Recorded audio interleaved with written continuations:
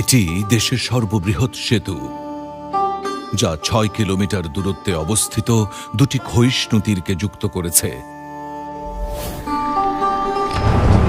যে নদীর স্রোতের তীব্রতা কেবল অ্যামাজনের সাথেই তুলনীয়।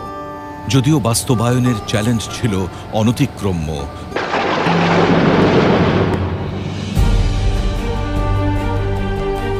দেশের কোটি মানুষের অদম্য ইচ্ছার প্রতিফলন ঘটাতে বোনা হল আকাশ ছোঁয়া এক স্বপ্ন, তৈরি হল দূরদর্শী এক রূপকল্প, নেয়া হল সময়োচিত কিছু সাহসী পদক্ষেপ। কি ছিল সেই সুদূর প্রসারী সিদ্ধান্ত, যা দিয়ে তৈরি হল স্বপ্নের পদ্মা সেতু?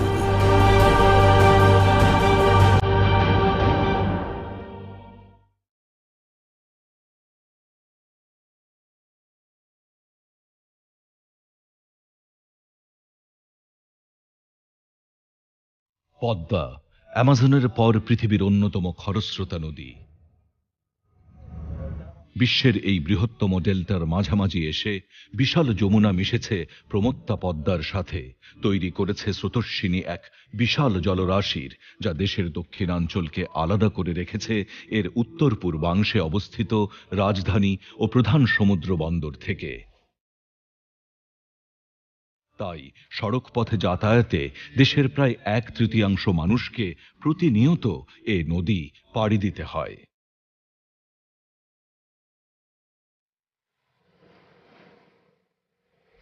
এ কারণে দেশের দক্ষিণাঞ্চলের 19টি জেলাকে উন্নয়নের মূল ধারায় যুক্ত করতে কোটি জনতার সময়ের দাবি ছিল পদ্মার দুপাড়ের সেতু বন্ধন।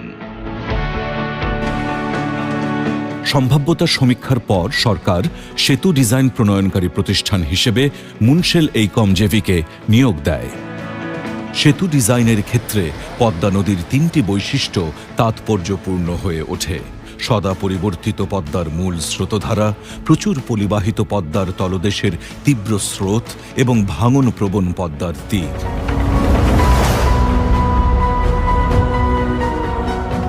একটি দীর্ঘমেয়াদী জলবায়ু পরিবর্তনের প্রভাব বিবেচনায় নিয়ে 100 বছরের স্থায়িত্বের জন্য পদ্মা সেতুকে ডিজাইন করা হয়েছে।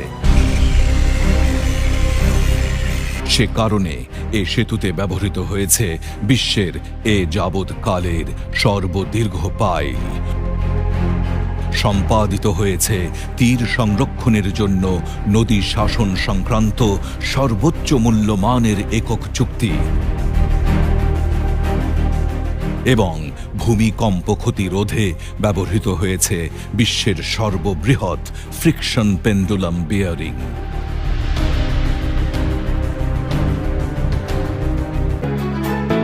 দেশের জনগণের আশা আকাঙ্ক্ষার প্রতি সম্মান জানিয়ে বাংলাদেশ সরকার উন্নয়ন সহযোগী সংস্থার সহায়তা ছাড়াই নিজস্ব অর্থায়নে পদ্মা সেতু নির্মাণের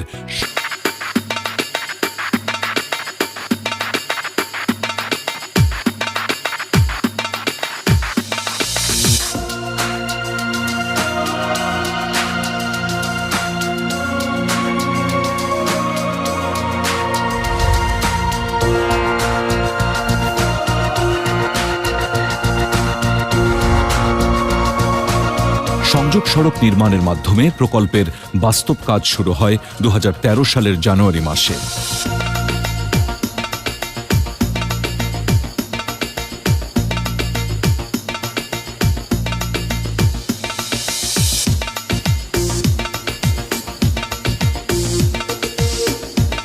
ঠিকাদারি প্রতিষ্ঠান আব্দুল মোনেম লিমিটেড HCMJVর স্বয়ংক্রিয় কংক্রিট মিক্সিং ইউনিট ও অ্যাসফল্ট প্ল্যান্ট ব্যবহার করে নির্মিত হয়েছে মাওয়া প্রান্তে 1.67 কিলোমিটার এবং জাজিরা প্রান্তে 10.575 কিলোমিটার দীর্ঘ 4 লেনের সংযোগ সড়ক। এটি মুন্সিগঞ্জ, মাদারীপুর এবং শরীয়তপুর জেলার উপর দিয়ে জাতীয় সড়ক নেটওয়ার্ক N8-এ যুক্ত হয়েছে।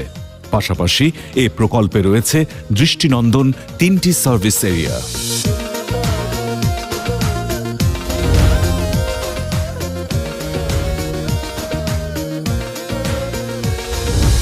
সংযোগ সড়ক নির্মাণ কাজের সাথেই শুরু হয় সেতুর ভূতাত্ত্বিক অনুসন্ধান কার্যক্রম। এর পাশাপাশি চলে পাইল তৈরির প্রস্তুতি।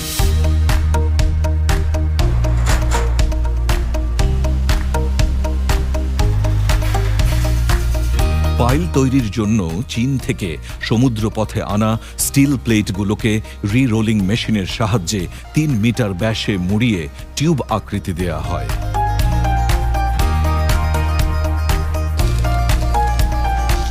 ওয়েল্ডিংয়ের সাহায্যে এ সকল টিউব খণ্ডগুলোকে যুক্ত করে প্রয়োজনীয় দৈর্ঘ্যের টিউব পাইল প্রস্তুত করা হয়।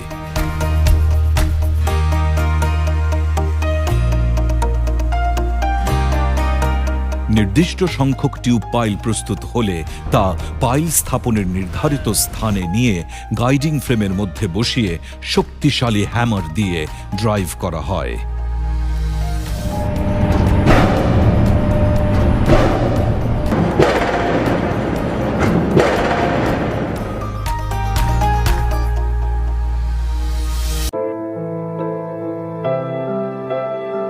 কিন্তু পাইল ড্রাইভের প্রক্রিয়াটি পদ্মা সেতুর ক্ষেত্রে সহজসাধ্য ছিল না, কারণ ভূতাত্ত্বিক অনুসন্ধানে প্রাপ্ত তথ্য ডিজাইনকালে বিবেচিত তথ্যের চাইতে কিছু ক্ষেত্রে উল্লেখযোগ্যভাবে ভিন্নতর পাওয়া যায়।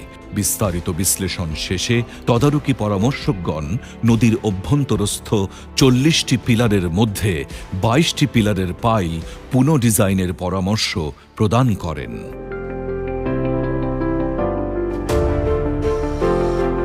স্কাওয়ারিং বিবেচনায় পদ্মা সেতুতে ১২২ মিটার গভীরতায় ৩ মিটার ব্যাসের যে পাইল প্রথিত হয়েছে, পৃথিবীতে এত গভীরে আর কোনো পাইল নির্মিত হয়নি।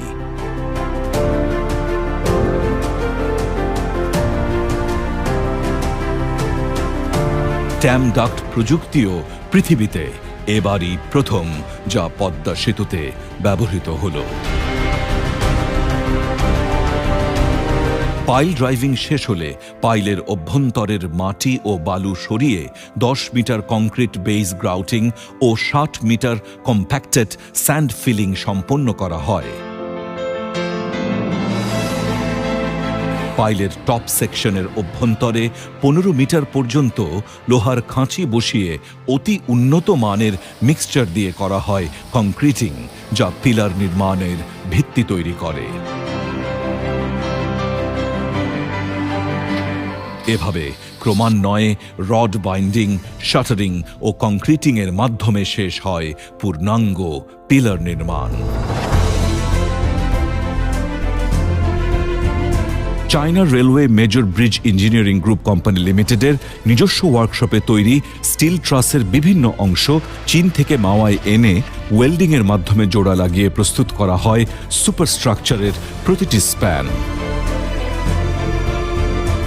এরূপ স্প্যানের ওজন দাঁড়ায় ৩,১০০ মেট্রিক টন, যা উত্তোলন করে পাশাপাশি দণ্ডায়মান দুটি পিলারের ওপর বসানোর জন্য চীন থেকে আনা হয় ৪,০০০ মেট্রিক টন ক্ষমতা সম্পন্ন পৃথিবীর অন্যতম বৃহৎ ভাসমান ক্রেন টিয়ানইহো।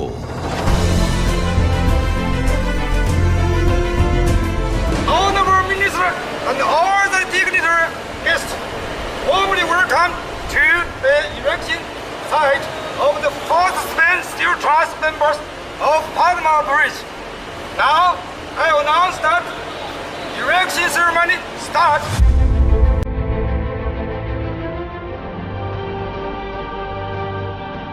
এভাবে পিলারের ওপর পিলার সংযোগ করে ক্রমান্বয়ে চলে স্প্যান বসানোর কাজ।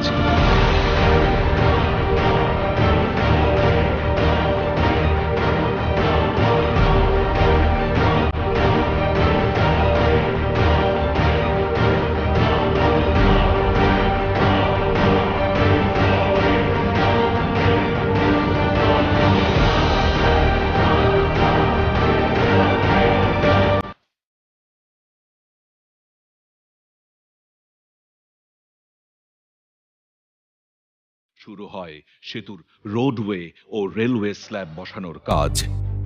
মাওয়া ও জাজিরা প্রান্তের কনস্ট্রাকশন ইয়ার্ডে তৈরিকৃত রোডওয়ে ও রেলওয়ে স্ল্যাবগুলো ক্রেনের সাহায্যে ট্রাসের নির্দিষ্ট স্থানে বসিয়ে পোস্ট টেনশনিংয়ের মাধ্যমে পরস্পর যুক্ত করা হয়েছে। প্রায় ৫,৯০০টি স্ল্যাবে নির্মিত হয়েছে সেতুর ওপরের ডেকে রোডওয়ে এবং নিচের ডেকে রেলওয়ে। ৫টি লেয়ারে তৈরি হয়েছে সেতুর ২২ মিটার প্রস্থ ৪ লেনের সড়ক। মূল সেতুকে সংযোগ সড়কের সাথে যুক্ত করতে মাওয়া প্রান্তের স্থলভাগে ৩৯টি পিলারের ওপর ১,৪৭৮ মিটার এবং জাজিরা প্রান্তের স্থলভাগে ৪২টি পিলারের ওপর ১,৬৭০ মিটার দৈর্ঘ্যের দুটি রোড ভায়াডাক্ট নির্মিত হয়েছে। মাওয়া এবং জাজিরা প্রান্তে মূল সেতুতে রেল চলাচলের জন্য নির্মিত হয়েছে ১৪টি পিলারের ওপর ৫৩২ মিটার দীর্ঘ দুটি রেল ভায়াডাক্ট। পাশাপাশি ৭টি পিলারের মাধ্যমে নদীর অভ্যন্তরে আলাদাভাবে তৈরি করা হয়েছে ৪০০ কিলোভোল্ট বিদ্যুৎ সঞ্চালন লাইন।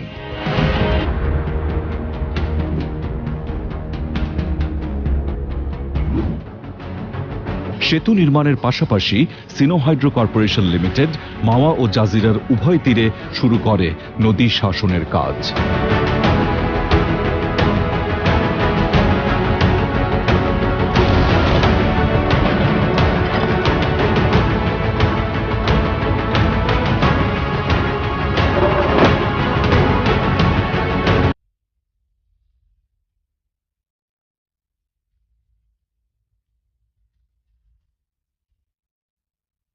৩ স্তরের নদী শাসন কাজে ড্রেজিং করে নদীর তলদেশ প্রস্তুতের পর ডাম্পিং করা হয়েছে বালু ভর্তি জিওব্যাগ এবং পাথর। ইংল্যান্ড থেকে আনা একটি অত্যাধুনিক রিভার সার্ভে বোটের মাধ্যমে ব্যাথোমেট্রিক সার্ভে সম্পন্ন করে ডাম্পিং প্রিসিশন নিশ্চিত করা হয়। আর নদী তীরে সিসি ব্লক দিয়ে নির্মিত হয় সুদৃশ্য সুরক্ষা বাঁধ। এভাবেই নদীর তীর ঘেঁষে মাওয়ায় ৩.১৩৫ কিলোমিটার এবং জাজিরায় ১৩.০৮ কিলোমিটার বাঁধ নির্মিত হয়েছে।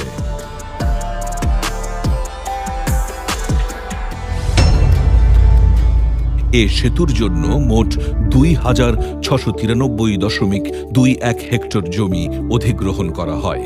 সম্ভাব্যতা সমীক্ষা অনুযায়ী সেতুর স্থান অনুমোদিত হলে নদীর উভয় পাড়ের মুন্সিগঞ্জ, মাদারীপুর ও শরীয়তপুর জেলায় এ কার্যক্রম চলে।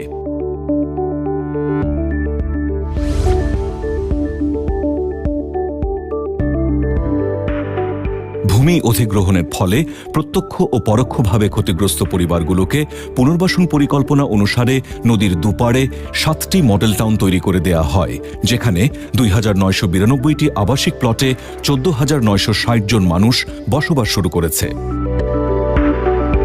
এছাড়া ক্ষতিগ্রস্ত ব্যক্তিদের মাঝে ১০০টি বাণিজ্যিক প্লট ও ১২০টি উন্মুক্ত বাণিজ্যিক স্থান বরাদ্দ করা হয়েছে।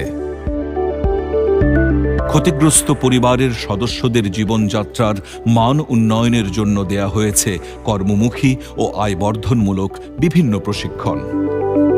সর্বমোট ১,৫৮৭ জনকে এরূপ প্রশিক্ষণ দেয়া হয়েছে।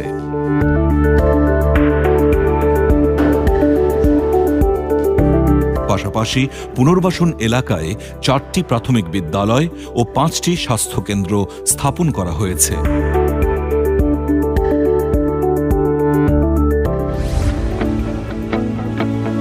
প্রকল্প এলাকায় বন বিভাগের সামাজিক বনায়ন কর্মসূচির আওতায় ৯০-এর অধিক প্রজাতির প্রায় ১,৭০,০০০-এর অধিক ফলজ ও বনজ বৃক্ষ রোপণ করা হয়েছে।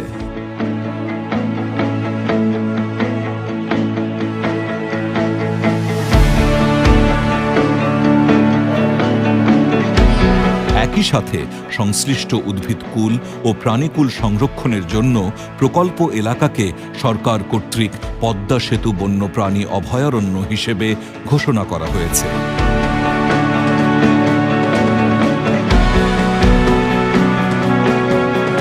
এর এছাড়া প্রকল্প এলাকার জীববৈচিত্র্যের ইতিহাস ও নমুনা সংরক্ষণের জন্য ঢাকা বিশ্ববিদ্যালয়ের প্রাণীবিজ্ঞান বিভাগের তত্ত্বাবধানে একটি অস্থায়ী জাদুঘর প্রতিষ্ঠা করা হয়েছে। এ প্রকল্পে কনস্ট্রাকশন সুপারভিশন কনসালটেন্ট হিসেবে কাজ করেছে SWO west, Bangladesh army in association with BUET এবং Korea expressway corporation and associates. Management supervision consultant হিসেবে নিয়োজিত ছিল Rendel limited UK and associates. এছাড়া সেফটি টিম ছিল বাংলাদেশ আর্মি। পদ্মা সেতু এখন বাস্তব রূপ লাভ করেছে। ধীরে ধীরে এর সুফল সাধারণ মানুষের কাছে পৌঁছবে। অপেক্ষাকৃত অনুন্নত অঞ্চলের সামাজিক, অর্থনৈতিক ও শিল্প বিকাশে উল্লেখযোগ্য অবদান রাখবে এ সেতু। পরিবহন নেটওয়ার্ক, ব্লু ইকোনমি এবং আঞ্চলিক অর্থনৈতিক উন্নয়নে সূচিত হবে সুদূর প্রসারী পরিবর্তন। দেশের সামগ্রিক জিডিপিতে যুক্ত হবে আরও 1.23% প্রবৃদ্ধি। হ্রাস পাবে 0.84% হারে দারিদ্র্য। পদ্মা সেতুকে ঘিরেই আবর্তিত হবে বঙ্গবন্ধুর স্বপ্নের সোনার বাংলার বাস্তবায়ন।